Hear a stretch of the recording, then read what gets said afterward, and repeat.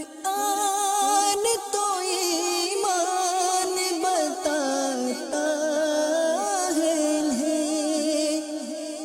ایمان یہ کہتا ہے میری جان ہے یہ۔ الحمدللہ رب العالمین والصلاة والسلام علی سید الانبیاء والمرسلین، اما بعد فاعوذ باللہ من الشیطان الرجیم، بسم اللہ الرحمن الرحیم۔ الصلاة والسلام علیک یا سیدی یا رسول اللہ وعلی آلک و اصحابک یا سیدی یا حبیب اللہ۔ الصلاة والسلام علیک یا سیدی یا نبی اللہ وعلی آلک و اصحابک یا سیدی یا نور اللہ۔ الحمدللہ تعالی ہم سیرت مصطفیٰ صلی اللہ تعالیٰ علیہ وآلہ وسلم کے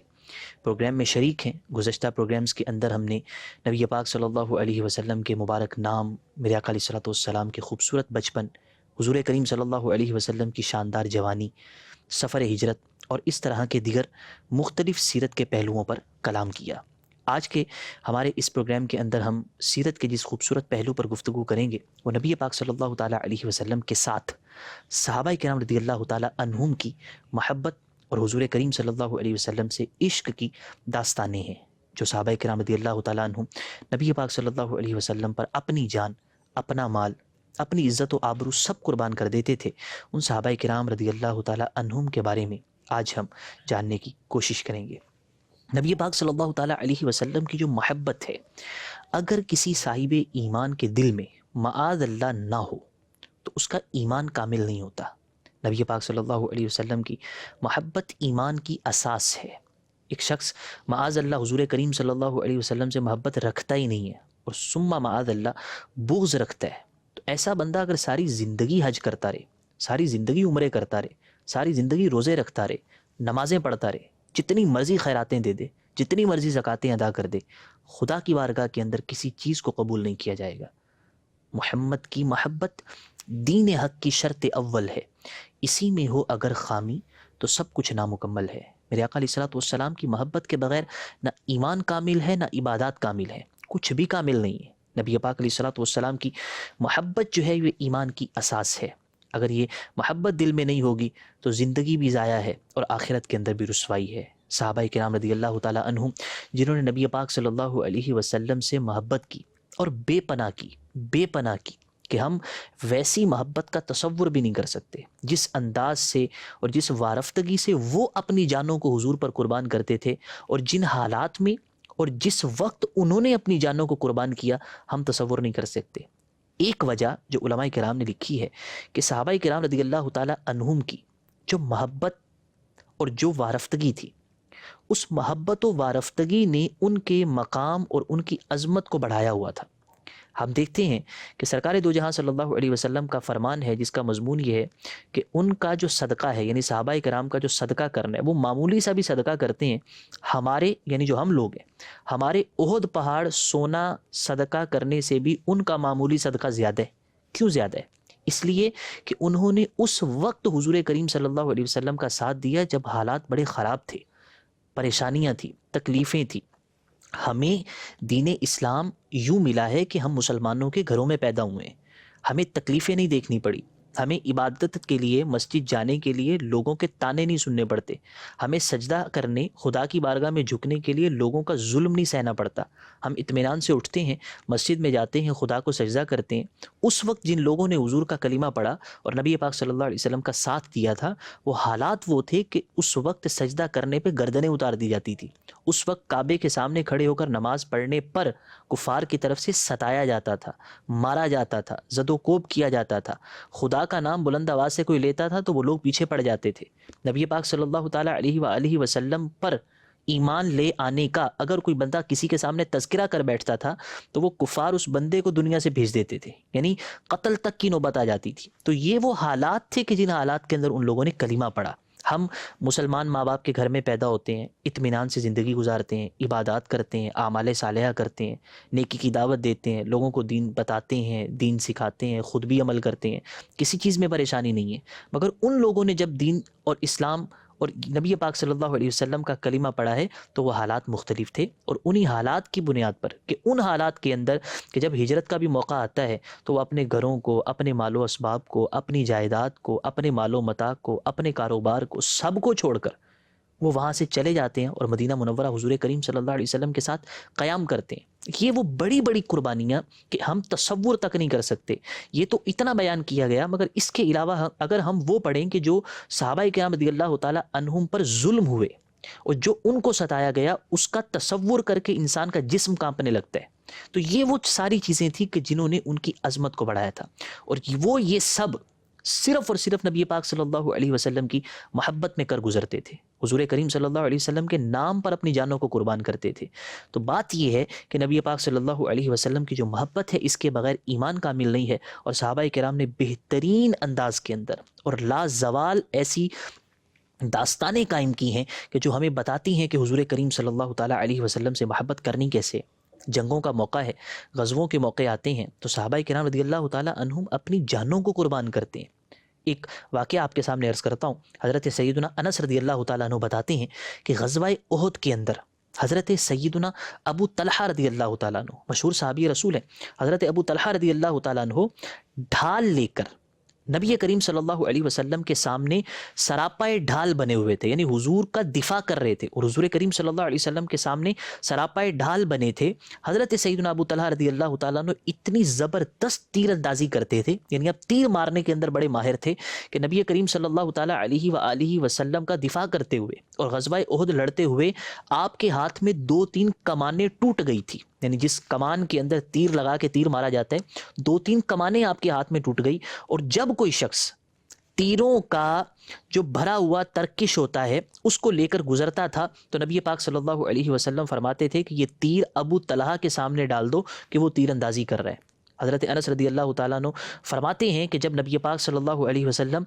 گردن اٹھا کر کفار کو دیکھنے لگتے، میدان جنگ کا جائزہ لینے لگتے، تو حضرت ابو طلحہ رضی اللہ تعالیٰ عنہ عرض کرتے کہ یا رسول اللہ صلی اللہ علیہ وسلم، مجھ ابو طلحہ کے ماں باپ آپ پر قربان، یعنی ابو طلحہ کے ماں باپ آپ پر قربان، یا رسول اللہ صلی اللہ علیہ وسلم گردن اٹھا کر نہ دیکھیں، کہیں کوئی تیر آپ تک نہ آ جائے۔ آپ صلی اللہ علیہ وسلم پر قربان ہونے کے لیے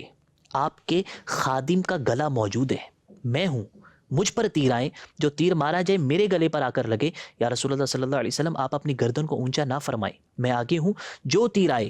وہ آپ کے خادم کے گلے پر لگے، آپ سے پہلے آپ کے خادم کا گلا موجود ہے۔ یہ بے پناہ محبت تھی کہ اپنی جان تک کی قربانی دینے کے لیے صحابہ کرام رضی اللہ تعالیٰ عنہم دریغ نہیں فرماتے تھے۔ اسی غزوہ کے اندر، یعنی غزوہ احد کے اندر، حضرت سیدنا شماس بن عثمان رضی اللہ تعالیٰ عنہ یہ بھی بڑی جانثاری کے ساتھ لڑتے رہے۔ نبی پاک صلی اللہ تعالیٰ علیہ وسلم دائیں بائیں جدھر بھی دیکھتے ہر طرف حضرت شماس رضی اللہ تعالیٰ عنہ نظر آ رہے تھے، یعنی ادھر بھی ادھر بھی، کبھی ادھر لڑتے ہیں کبھی ادھر لڑتے ہیں، ہر طرف جا جا کر کفار کا مقابلہ کر رہے ہیں اور لڑتے جا رہے ہیں، تلوار اپنی استعمال کرتے ہیں، اور نبی پاک صلی اللہ تعالیٰ علیہ وسلم کی ڈھال بن کر میرے آقا علیہ الصلوۃ والسلام کا دفاع کرتے ہیں، اور اتنا لڑے کہ زخموں سے چور ہو کر ایک دن اور ایک رات کے بعد آپ رضی اللہ تعالیٰ عنہ شہدائے احد کے اندر شمار ہو گئے، یعنی آپ کی شہادت ہو گئی اور آپ شہید ہو کر سرخرو ہو کر اپنے رب کی بارگاہ میں حاضر ہو گئے۔ آپ نے اپنی جان نبی پاک صلی اللہ علیہ وسلم کے دفاع کے اندر اللہ کی راہ میں قربان کر دی۔ اسی طرح حضرت سیدنا انس بن نضر انصاری رضی اللہ تعالیٰ عنہ یہ لڑتے لڑتے ایک جگہ پر پہنچے۔ آپ جانتے ہوں گے کہ غزوہ احد کے اندر یہ افواہ پھیلا دی گئی تھی کہ معاذ اللہ نبی کریم صلی اللہ علیہ وسلم شہید ہو گئے۔ تو حضرت سیدنا انس بن نضر رضی اللہ تعالیٰ عنہ یہ لڑتے لڑتے جب ایک طرف پہنچے تو وہاں پر کچھ صحابہ کرام یا کچھ مسلمان جو تھے وہ مایوس ہو کر بیٹھے ہوئے تھے۔ آپ نے ان سے وجہ پوچھی کہ کیا ہوا، تو انہوں نے کہا کہ اب ہم لڑ کر کیا کریں گے، یعنی جو وہ بیٹھے صحابہ تھے، اب ہم لڑ کر کیا کریں گے، جن کے لیے لڑتے تھے وہ تو شہید ہو گئے، کیونکہ وہ افواہ ان تک بھی پہنچ چکی تھی کہ معاذ اللہ نبی پاک صلی اللہ علیہ وسلم کو شہید کر دیا گیا۔ تو کہا کہ اب ہم لڑ کے کیا کریں گے، تو آپ رضی اللہ تعالیٰ عنہ نے، یعنی حضرت انس بن نضر رضی اللہ تعالیٰ عنہ نے فرمایا کہ اگر واقعی رسول اللہ صلی اللہ علیہ وسلم شہید ہو چکے ہیں تو پھر تم یہ بتاؤ کہ ہم ان کے بعد زندہ رہ کے کیا کریں گے، ہمیں بھی مر جانا چاہیے، ہمیں بھی شہید ہو جانا چاہیے، ہمیں بھی اس دنیا سے چلے جانا چاہیے کہ تم یہ کہہ رہے ہو کہ جن کی خاطر لڑتے تھے وہ شہید ہو گئے، تو اب ہم کیا کریں؟ تم یہ دیکھو کہ جب وہ اس دنیا میں اگر شہید ہو گئے اور ظاہری طور پر نہیں رہے تو پھر ہم نے اس دنیا میں زندہ رہ کے کیا کرنا ہے؟ دیگر کو دعوت دی کہ اٹھو اور لڑو اور کفار کا مقابلہ کرو۔ تو نبی پاک صلی اللہ تعالیٰ علیہ وآلہ وسلم پر جانثاری کا عالم یہ تھا کہ جب اگر وہ دنیا سے جا چکے اور اگر وہ شہید ہو چکے اور اگر وہ ظاہری پردہ فرما چکے تو پھر ہم نے ان کے بعد زندہ رہ کے کیا کرنا ہے؟ یہ جذبہ تھا، یہ وارفتگی تھی، اور یہ وہ سچا عشق تھا جو ان صحابہ کرام رضی اللہ تعالیٰ عنہم کے دلوں کے اندر روشن تھا۔ یہی نبی پاک صلی اللہ علیہ وسلم کی محبت کا ایک اور واقعہ وہ یہ ہے کہ صلح حدیبیہ مشہور واقعہ ہے۔ اس صلح حدیبیہ کے سال قریش نے حضرت سیدنا عروہ بن مسعود رضی اللہ تعالیٰ عنہ، جنہوں نے اس وقت تک کبھی کلمہ نہیں پڑھا تھا، یہ نبی پاک صلی اللہ تعالیٰ علیہ وسلم کے پاس آئے اور کفار کی طرف سے سفیر بن کے، امبیسڈر بن کے نبی پاک صلی اللہ علیہ وسلم کی بارگاہ میں آئے۔ حدیبیہ کا مقام تھا، حضور کریم صلی اللہ علیہ وسلم کی بارگاہ میں آئے۔ جب یہ پہنچے تو انہوں نے نبی پاک صلی اللہ علیہ وسلم کو دیکھا کہ حضور کریم صلی اللہ علیہ وسلم وضو فرما رہے ہیں۔ جب وضو فرماتے ہیں تو صحابہ کرام رضی اللہ تعالیٰ عنہم میرے آقا علیہ الصلوۃ والسلام کے جسد اقدس، چہرہ مبارک، دست مقدس، ان کو لگ کر اور چھو کر جو قطرے نیچے آ رہے ہیں ان قطروں کو حاصل کرنے کے لیے اس طرح تیزی سے لپکتے اور دوڑتے ہیں کہ حضرت عروہ کہتے ہیں کہ ایسا لگتا تھا کہ جیسے یہ آپس میں لڑ پڑیں گے، جیسے یہ آپس میں لڑ پڑیں گے۔ یہ اتنی دوڑ کے ساتھ اور اتنی تیزی کے ساتھ لپکتے ہیں، اور نبی پاک صلی اللہ تعالیٰ علیہ وسلم کا جو غسالہ مبارکہ ہے، جو نبی پاک علیہ الصلوۃ والسلام کے بدن کو چھو جانے والے مشرف اور مبارک قطرات ہیں، ان کو حاصل کرنے کے لیے صحابہ کرام دوڑتے ہیں، اور یوں کیا کرتے ہیں کہ وہ قطرات لیتے ہیں اور اپنے جسم پر مل لیتے ہیں۔ یہی حضرت عروہ رضی اللہ تعالیٰ عنہ انہوں نے ایک اور منظر دیکھا، اور وہ منظر دیکھ کر یہ بیان کرتے ہیں کہ جب ان کے نبی کریم صلی اللہ علیہ وسلم لعاب مبارک ڈالتے ہیں تو صحابہ کرام رضی اللہ تعالیٰ عنہم اسے اپنے ہاتھوں میں لے کر تبرک کے لیے اپنے ہاتھوں پر اور اپنے چہروں پر اور اپنی جلد پر مل لیتے ہیں۔ یہ ان صحابہ کا عشق تھا، یہ ان کی محبت تھی، یہ ان کی وارفتگی تھی، اور نبی پاک علیہ الصلوۃ والسلام کی بے پناہ عقیدت تھی کہ حضور لعاب ڈالتے ہیں تو وہ صحابہ کرام اپنے ہاتھوں میں لیتے ہیں، اپنے جلد پر، اپنے چہرے پر اور اپنے ہاتھوں پر مل لیتے ہیں۔ نبی کریم صلی اللہ تعالیٰ علیہ وآلہ وسلم کے متعلق حضرت عروہ نے جو ایک اور چیز دیکھی وہ یہ تھی، آپ بیان کرتے ہیں کہ آپ صلی اللہ علیہ وسلم جب اپنے صحابہ کو کوئی حکم دیتے ہیں، کوئی بات فرماتے ہیں، کسی چیز کا آرڈر کرتے ہیں، کوئی کام کرنے کا حکم دیتے ہیں، تو وہ صحابہ فوراً بغیر کسی توقف کے تعمیل کرتے ہیں اور بڑھ چڑھ کر نبی پاک علیہ الصلوۃ والسلام کے قول مبارک اور آپ کے حکم مبارک پر عمل کرنے کے لیے اپنی جان تک کو نثار کر جاتے ہیں، یعنی دوڑتے ہیں اور لپک کر نبی پاک علیہ الصلوۃ والسلام کا کام کرتے ہیں۔ اسی طرح ایک مزید چیز آپ بیان کرتے ہیں کہ وہ صحابہ تعظیماً، ادب کے ساتھ، احترام کے ساتھ اپنے نبی صلی اللہ تعالیٰ علیہ وسلم کی طرف آنکھ اٹھا کر نہیں دیکھتے، با ادب طریقے سے اپنی نظروں کو جھکا کر حضور کریم صلی اللہ علیہ وسلم کے سامنے بیٹھتے ہیں۔ اور جب یہ ساری باتیں آپ نے ان کفار کو جا کے بیان کی کہ میں نبی پاک صلی اللہ علیہ وسلم کے لشکر کو دیکھ کے آیا ہوں، ان کے صحابہ کو دیکھ کے آیا ہوں، تو میں نے یہ منظر دیکھے، اور یہ بیان کرنے کے بعد حضرت عروہ رضی اللہ تعالیٰ عنہ نے کفار قریش سے کہا کہ اے گروہ قریش، میں کیسر و کسرا اور نجاشی کے درباروں میں گیا ہوں۔ کیسر وہ کہ جو رومن امپائر کا بادشاہ ہوتا ہے، کسرا وہ کہ جو پیرشین امپائر کا بادشاہ یعنی سلطنت ایران کا بادشاہ۔ کہا کہ میں سفیر ہوں اور میں بڑے بڑے بادشاہوں کے درباروں میں گیا ہوں، میں نجاشی کے پاس بھی گیا ہوں، میں کیسر و کسرا کے پاس بھی گیا ہوں، لیکن خدا کی قسم میں نے کسی بادشاہ کی اس کی قوم میں ایسی شان و شوقت اور ایسی قدر نہیں دیکھی جیسی شان میں نے حضرت محمد مصطفیٰ صلی اللہ علیہ وسلم کی دیکھی کہ جو ان کے صحابہ اپنے نبی صلی اللہ علیہ وسلم کی قدر و منزلت اختیار کرتے ہیں۔ میں بڑے بڑے درباروں میں گیا ہوں اور بڑے بڑے امراء اور بڑے بڑے بادشاہوں کے پاس گیا ہوں، مگر وہ قدر وہاں میں نے نہیں دیکھی جو سرکار دو جہاں صلی اللہ علیہ وسلم کے صحابہ اپنے نبی کی تعظیم اور اپنے نبی کا ادب کرتے ہیں۔ یہ حضرت عروہ بن مسعود جو ابھی ایمان نہیں لے کر آئے، یہ ان کا تبصرہ ہے جو وہ نبی پاک صلی اللہ علیہ وسلم کے صحابہ کرام کے بارے میں کر رہے ہیں۔ اسی طرح حضرت سیدنا انس بن مالک رضی اللہ تعالیٰ عنہ فرماتے ہیں کہ ایک درزی نے نبی کریم صلی اللہ تعالیٰ علیہ وآلہ وسلم کی دعوت کی، حضور کو اپنے گھر انوائٹ کیا اور انویٹیشن دیا کہ نبی پاک صلی اللہ علیہ وسلم وہاں تشریف لے کے جائیں۔ حضرت انس رضی اللہ تعالیٰ عنہ بتاتے ہیں کہ میں بھی اس دعوت کے اندر نبی پاک صلی اللہ علیہ وسلم کے ساتھ حاضر ہوا اور حضور کریم صلی اللہ علیہ وسلم کے ساتھ وہاں پر گیا۔ درزی نے جب کھانا پیش کیا تو درزی نے آپ کے سامنے روٹی، کدو یعنی لوکی شریف اور گوشت کا سالن رکھا۔ تو حضرت انس رضی اللہ تعالیٰ عنہ بتاتے ہیں کہ میں نے دیکھا کہ نبی کریم صلی اللہ علیہ وسلم برتن سے کدو شریف تناول کر رہے ہیں اور تلاش کر کر کے نکال کے کھا رہے ہیں، یعنی کدو شریف تناول کر رہے ہیں۔ تو حضرت سیدنا انس رضی اللہ تعالیٰ عنہ فرماتے ہیں کہ جب میں نے یہ منظر دیکھا تو اپنے جذبات بیان کرتے ہوئے وہ بتاتے ہیں فلم ازل احب الدباء من یومئذ، یعنی اس دن سے میں بھی کدو شریف کو پسند کرتا ہوں۔ یہ بخاری شریف کی حدیث ہے کہ حضرت انس رضی اللہ تعالیٰ عنہ بتاتے ہیں کہ جب میں نے حضور کو دیکھا کہ میرے آقا تلاش کر کر کے کدو کی جو کاش ہوتی ہے اس کو تناول فرما رہے ہیں، تو مجھے بھی اس دن سے کدو سے محبت ہو گئی کہ میرے آقا علیہ الصلوۃ والسلام کو کدو شریف پسند تھا۔ یہ ہے وہ محبت جو صحابہ کرام رضی اللہ تعالیٰ عنہم نبی پاک علیہ الصلوۃ والسلام کا ایک ایک عمل دیکھ کر کیا کرتے تھے۔ نبی کریم صلی اللہ تعالیٰ علیہ وآلہ وسلم سے محبت کی جو داستانیں قائم کی اور تاریخ نے ان کو ہمیشہ کے لیے محفوظ کیا، ان داستانوں میں سے ایک داستان یہ بھی ہے کہ حدیبیہ کے موقع پر نبی پاک صلی اللہ تعالیٰ علیہ وآلہ وسلم نے جو ایک صلح نامہ تحریر فرمایا تھا اور حضرت علی رضی اللہ تعالیٰ عنہ نے اس صلح نامے کو تحریر کیا تھا، وہ بڑی خوبصورت ایک واقعہ ہے اور بڑا خوبصورت وہ ایک داستان ہے کہ جس کو نبی پاک علیہ الصلوۃ والسلام کی محبت اور نبی پاک علیہ الصلوۃ والسلام سے عشق کا ثبوت سمجھا اور کہا جاتا ہے۔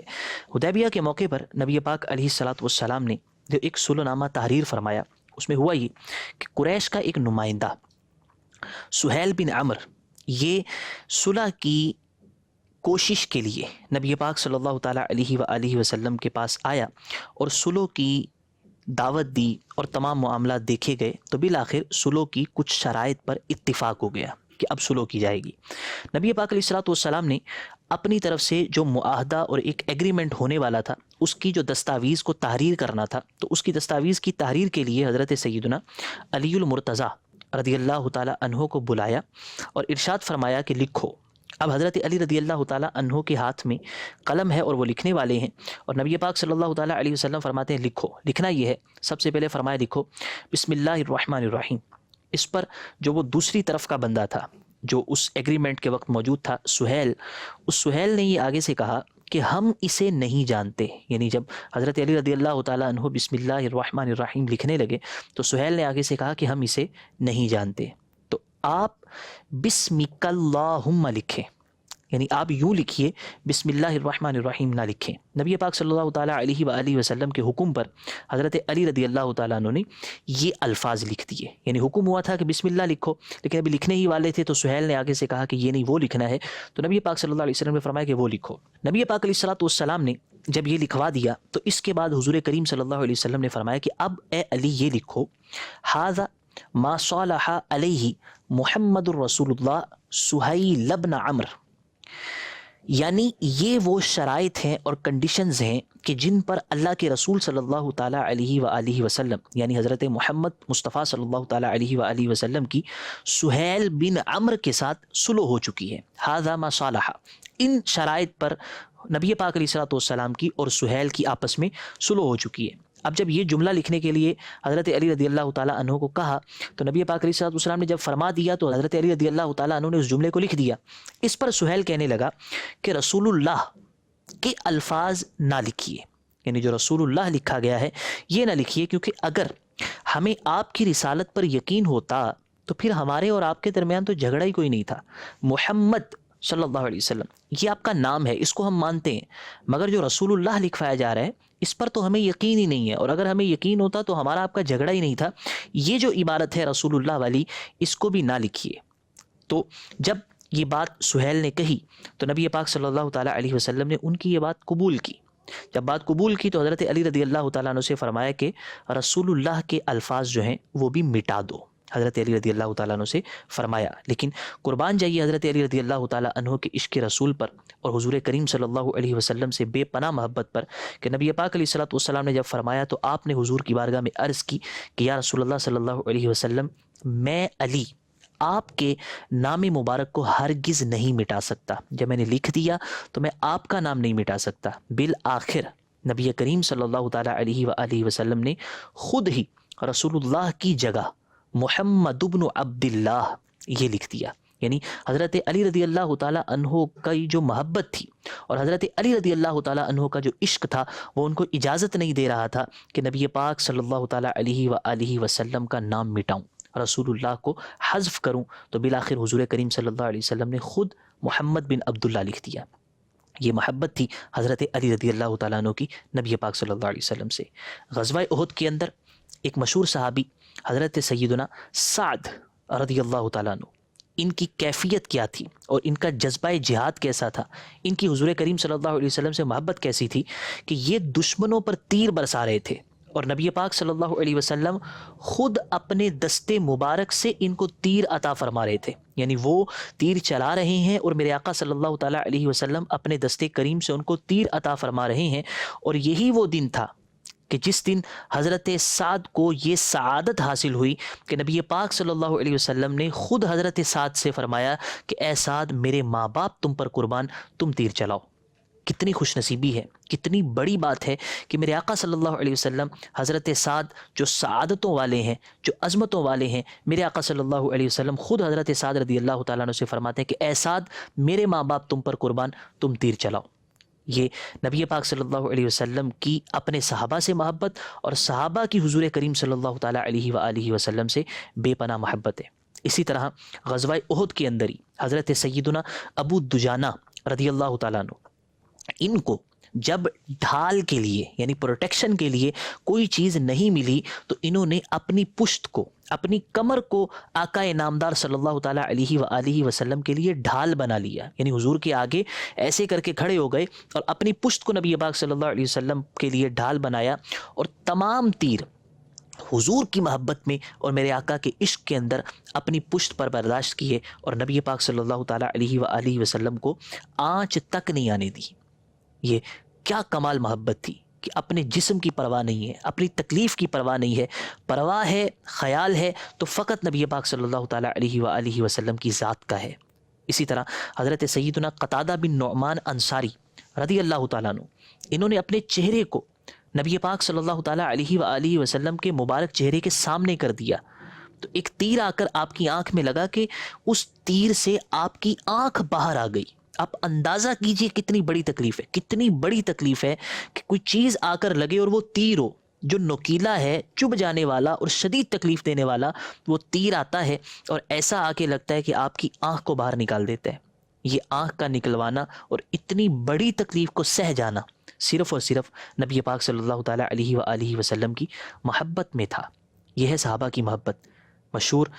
مسلمانوں کے تیسرے خلیفہ, مشہور صحابی حضرت سیدنا عثمان غنی رضی اللہ تعالیٰ عنہ ایک مرتبہ مسجد کے دروازے پر بیٹھے ہیں اور وہاں بیٹھ کر آپ نے بکری کی دستی کا گوشت منگوایا اور کھایا اور پھر بغیر تازہ وضو کیے نماز ادا کی. پھر یہ فرمایا کہ رسول اللہ صلی اللہ تعالیٰ علیہ وآلہ وسلم بھی اسی جگہ بیٹھ کر یہی کھایا تھا اور اسی طرح کیا تھا. میں حضور کی ادا کو ادا کر رہا ہوں. یعنی نبی پاک صلی اللہ علیہ وسلم کو میں نے دیکھا تھا کہ نبی پاک علیہ الصلوۃ والسلام نے بھی مسجد کے دروازے پر یوں ہی دستی کا گوشت منگوایا تھا, تناول فرمایا تھا اور تازہ وضو کیے بغیر نماز ادا فرمائی تھی. حضور کی اتباع کے اندر میں ویسے ہی کر رہا ہوں. یہ ہے محبت اور یہ ہے جذبہ اتباع. اسی طرح مشہور صحابی رسول, مسلمانوں کے پہلے خلیفہ حضرت سیدنا ابوبکر صدیق رضی اللہ تعالیٰ عنہ, سبحان اللہ, آپ کی محبت اور آپ کے عشق کی داستانیں تو ختم ہی نہیں ہوتی. آپ کا جب وصال کا وقت قریب تھا تو آپ نے اپنے اہل خانہ سے یہ بات پوچھی تھی. اہل خانہ سے سوال کرتے ہوئے کہا کہ مجھے یہ بتاؤ کہ نبی پاک صلی اللہ علیہ وسلم کو کس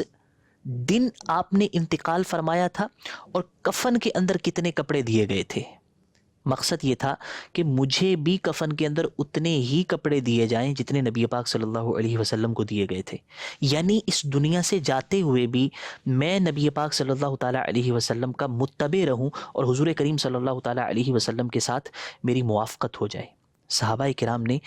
بہت اعلیٰ ترین انداز کے اندر اور بڑے شاندار انداز کے اندر نبی پاک صلی اللہ تعالیٰ علیہ وسلم سے محبت کی ہے اور روایات اور احادیث یہ ثبوت دیتی ہیں کہ انہوں نے وہ محبت کی داستانیں قائم کی ہیں، صحابیات نے وہ محبت کی تاریخیں رقم کی ہیں کہ کائنات کے اندر ویسی محبت کوئی کسی سے کر نہیں سکتا۔ نبی پاک صلی اللہ علیہ وسلم کے صحابہ جیسی حضور کریم صلی اللہ علیہ وسلم سے محبت کرتے تھے۔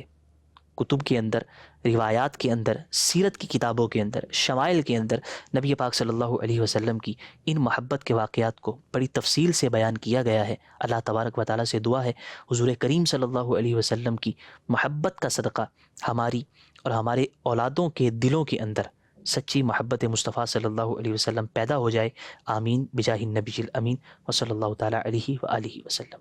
قرآن تو ایمان بتاتا ہے انہیں، ایمان یہ کہتا ہے میری جان